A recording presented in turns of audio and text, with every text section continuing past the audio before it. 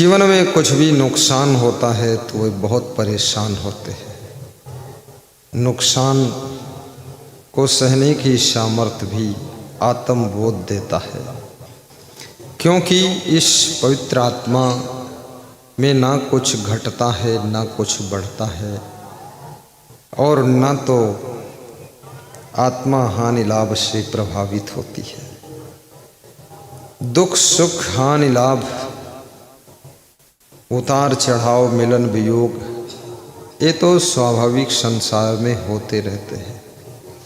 कभी कभी जिनसे तुम्हारा बहुत प्रेम था, तुम जिनको बहुत मानते थे, वे भी छोटी सी बात में असंतुष्ट होकर तुमको छोड़कर चले जाते हैं।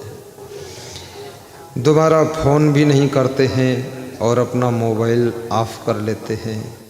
तुम बार बार लगाते हो 12 घंटे तक, लेकिन वे फ़ोन चालू ही नहीं करते। कभी चालू करते हैं, रिंग जाती है तो उठाते नहीं हैं और तुमसे बात नहीं करते। तुम उनके वियोग में ऐसे तड़पते हो जैसे जल के वियोग में मछली तड़पती है।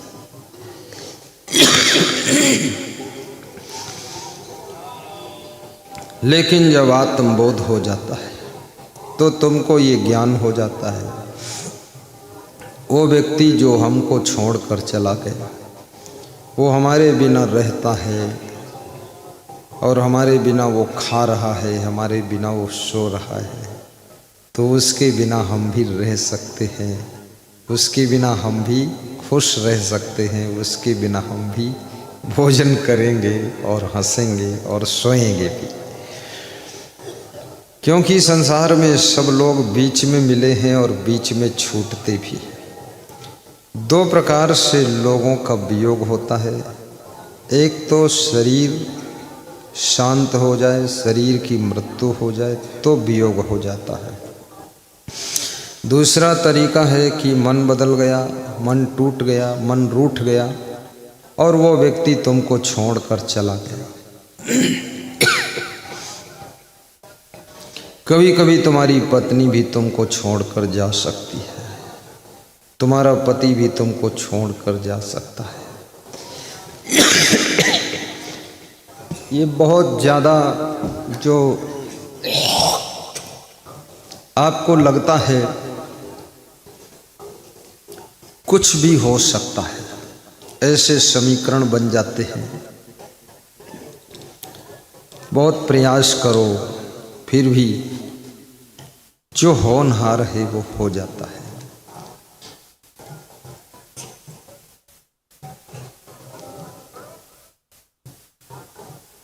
वियोग तब ज़्यादा दुखदाई होता है जब संयोग ज़्यादा सुखद होता है। जिनका मिलन सुख देता है उनका वियोग बहुत दुख देता है। इसलिए धन मिले तो भी ज़्यादा खुश मत होना, क्योंकि धन भी जा सकता है। धन के हाथ पांव तो नहीं है, धन के मन भी नहीं है, लेकिन फिर भी धन चला जाता है। ना उसके धन के पास में कोई इच्छा भी नहीं है, फिर भी धन कभी कभी तुम्हारे पास से चला जाता है और तुम निर्धन हो जाते हो।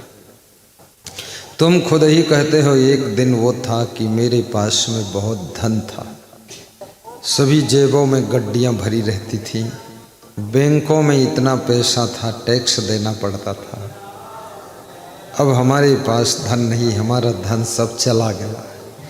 धन के पैर नहीं हैं, पर ये कैसे चला गया? चला गया।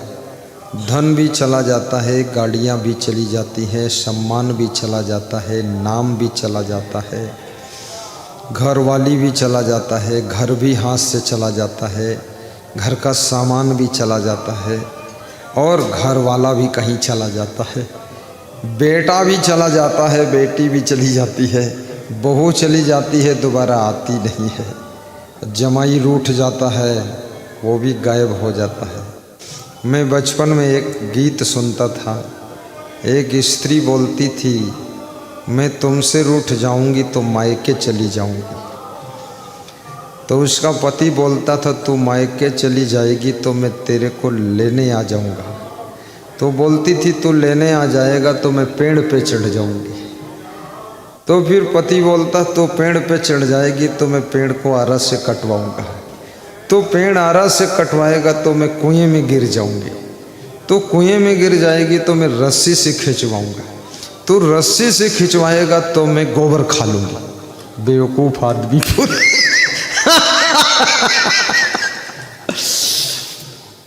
अब ये गीत तो बंद हो गया क्योंकि अब कुछ और ड्रामा शुरू हुआ है, इसलिए अब ये गीत भी पुराने पड़ गए।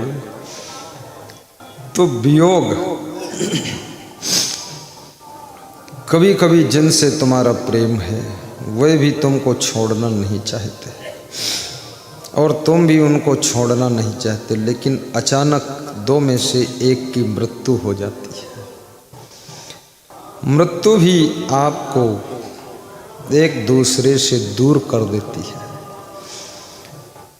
4 प्रकार के दुख संसार में होते हैं, मुख्य रूप से वियोग जन्य दुख। कोई पुलिस जवान जाकर के ये भजन वालों को धीमा करवा दे। वियोग जन्य दुख यानी जिनको तुम छोड़ना नहीं चाहते हो, जिनसे अलग नहीं होना चाहते हो, उनसे तुम्हारा वियोग हो जाता है, तब बहुत बड़ा दुख होता है। ये संसार बड़ा कठिन है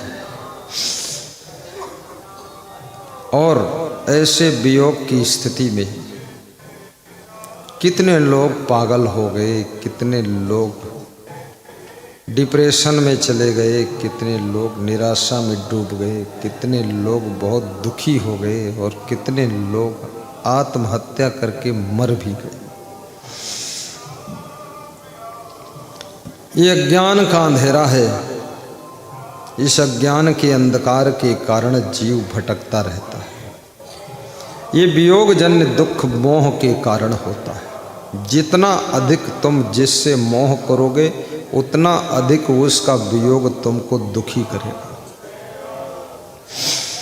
संसार में कम मोह से भी जी सकते हो, मोह न रख करके भी जी सकते हो। जल में जैसे कमल रहता है ऐसे भी तुम संसार में रह सकते हो। कमल का फूल रहता तो जल में है, लेकिन जल में डूबता नहीं है। ऐसे ही तुम रहो तो संसार में, रहो तो घर में, लेकिन माया मोह के जल में डूबो ना।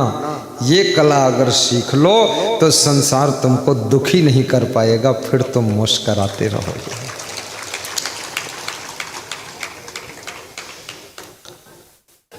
पशु पक्षियों से भी ममता मत कीजिए। MBBS डॉक्टर लेडीज दिल्ली के प्लेटफार्म पर कुत्ते को पकड़कर रो रही थी। उसका कुत्ता मर गया था दिल्ली के प्लेटफार्म पर, रेलवे प्लेटफार्म पर। तो उसके ससुर ने मुझसे कहा मेरी बहू दिल्ली में रेलवे प्लेटफार्म पर कुत्ते को लेकर जा रही थी, वहाँ मर गया, अब उसकी लाश को पकड़कर रो रही है। तो मैंने कहा बहू करती क्या है? तो उन्होंने कहा वो MBBS डॉक्टर है। हमने कहा तुम? बोले मैं भी MBBS। हमने कहा बेटा? बोले वो भी MBBS।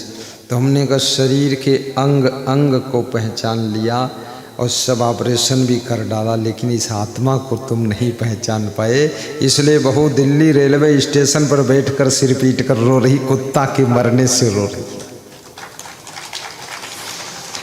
अब कुत्ते की लाश का वो दफन संस्कार कर रही है। दुनिया भर का प्रपंच लोगों के पास में है। ऐसा नहीं कि लोग केवल आदमी में बंध जाते हैं, लोग कुत्ते और बिल्ली से भी बंध जाते हैं। लोग खरगोश से मोह कर लेते हैं, हिरन से मोह कर लेते हैं, लोग पंछी से मोह कर लेते हैं, लोग गाय और भैंस से भी ममता जोड़ लेते हैं। मनुष्य के मन में ममता का गोंद भरा हुआ है। ये कहाँ कहाँ ममता जोड़ लेगा, क्या कर लेगा। और जितनी ज़्यादा ममता बढ़ेगी उतना ज़्यादा दुख बढ़ेगा। दुख और सुख की चाबी तुम्हारे हाथ में है। तुम अपने आप को दुख से पूरा पूरा बचा सकते हो और आप अपने को दुख में पूरा पूरा डुबा भी सकते हो। ममता तो न गई मेरे मन से, ये ममता बहुत जल्दी जाती भी नहीं है। बार बार सत्संग सुनो, लालच भी नहीं जाता है। कितने लोग प्रवचन बार बार सुनेंगे फिर भी किसी का मोबाइल चुरा लेंगे, किसी के चप्पल पहन कर चले जाएंगे।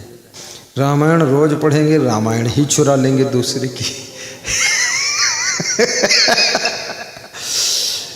सब पढ़ने के बावजूद भी ये ममता, ये लालच अंदर से जाता नहीं है।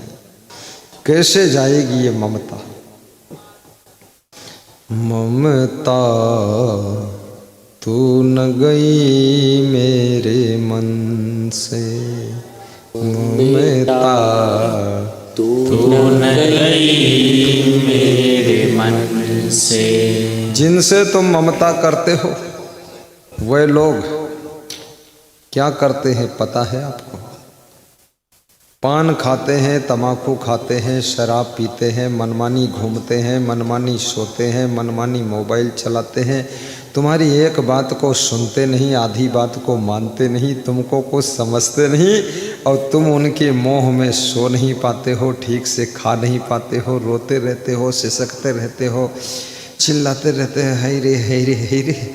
उन पर कोई फर्क ही नहीं पड़ता है। तुम कितने मूर्ख अज्ञानी हो, ममता के कारण स्वयं को दुखी कर रहे हो। उनको अपनी जिंदगी की चिंता नहीं है। वे शराब पी रहे हैं, जुआ खेल रहे हैं, आलस्य कर रहे हैं, 9 बजे तक सो रहे हैं, जागते नहीं हैं। उनको अपनी जिंदगी की भी परवाह नहीं है और तुम इतना मोह में डूबे हो कि उनकी चिंता में तुमको नींद नहीं आती है। तो तुम मूर्ख नहीं, अज्ञानी नहीं और क्या हो? इस ममता से उठो। ममता तू न गई मेरे मन से। मोह का रस छोड़कर राम रस पियो, मोह का रस त्याग कर प्रेम का रस पियो, ज्ञान का रस पियो। भक्ति का रस ही राम रस है, ज्ञान रस ही राम रस है, प्रेम का रस राम रस है। जिसके पास में ज्ञान का रस आ गया, एक बूढ़ा आदमी उसके हम में पधरौनी गया था। वो अपने घर के बाहर एक फूस का बंगला था, उसमें तख्त पर बैठकर रामायण पढ़ता रहता था। घर में पधरौनी किया, घर के लोगों ने प्रेम से चरण पखारा, आरती किया, माला पहनाया, दान पुण्य किया। फिर मैंने 5 मिनट प्रवचन सुना दिया। फिर मैं चलने लगा तो बोले कि जरूरी बात तो रह गई, कह ही नहीं पाए हम, जिसके लिए हम बुलाए थे वो बात नहीं कह पाए। तो हमने कहा कहो। बोले रुक जाओ थोड़ा। उन्होंने कहा कि मेरे घर में जो बूढ़ा आदमी है, हमारा ससुर है, हमारा बाप है, इससे हम सब हैरान हो गए हैं। क्या हैरान हो गए? तो उन्होंने कहा ये द्वार पर बैठा हुआ बंगला में तख्त पर बैठकर रामायण पढ़ता रहता है, भोजन बन जाता है तो भी खाने नहीं आता है, और उसी तख्त पर सो जाता है, उधर ही बाहर स्नान कर लेता है। भोजन चाहे खराब बनाओ तो भी कुछ नहीं बोलता, अच्छा बनाओ तो भी कुछ नहीं बोलता है, और चुपचाप रहता है और 2-4 किलोमीटर पैदल चल लेता है। बड़ा खुश रहता, मगन रहता है। इसके कारण हम पूरे परिवार के साथ में टेंशन में पड़े। क्या टेंशन है? अरे बोले इसको अगर भोजन खाने को ना कहो तो खाता ही नहीं, भूखा पड़ा रह जाता है। मेरा बाप है। बहू ने कहा मेरा ससुर है। बड़ा हैरान हो गए। तो बोले इसको समझा दो, इस बूढ़े को समझा दो। लोग समझते हैं कि बच्चों को ही केवल समझाने की जरूरत है, बूढ़ों को भी समझाना पड़ता है। बूढ़ों का भी सिस्टम बहुत गड़बड़ हो गया। तो मैंने उस बूढ़े आदमी से कहा ये लोग तुम्हारे बारे में क्या कह रहे हैं? बोले ये जो कह रहे हैं वो सही कह रहे हैं, लेकिन बात ये है हम भी कह दे तब समझाओ। मैंने कहा तुम बताओ क्या है? बोले आज के 2 साल पहले जब रसोई में मैं झांक लेता था तो ये सब कहते थे बड़ा लालची है, झांकता है। मैं पूछ लेता था भोजन बन गया कि नहीं बन गया, तो बोलते थे बड़ा लंपट चटोरा है, बार बार पूछता बन गया कि नहीं बना। और मैं खाने बैठ जाता था, कहता था कि नमक कम है, नमक ज़्यादा है, ये है वो है, तो ये कहते थे इसका जीभ अभी भी चटोरापना है। तो मैं सुनते सुनते 2-4 साल थक गया और कोई न सुधार हुआ न कुछ हुआ, तो मैंने सब कहना बंद कर दिया, रसोई में झांकना बंद कर दिया, नमक ज़्यादा डालो चाहे मत डालो, और जब तक बुलाते नहीं तब तक खाने जाता नहीं हो, सब बंद कर दिया, संतोष कर लिया। रामायण पढ़ता हूँ, भूखा सो जाता हूँ, लेकिन इनसे बकवास नहीं करता हूँ। तब ये कहते हम टेंशन में हैं। अब टेंशन का है कि पहले हमको बता रहे थे कि चटोरा है, लंपट है। तो बोला मैंने पूरा संतोष कर लिया है। संतोष भी बहुत बड़ी चीज है। जब कोई उपाय ना हो तो संतोष करके ही सुख पाया जा सकता है। गोधन गजधन बाज धन और रतन धन खान, जब आवे संतोष धन सब धन धूर समान।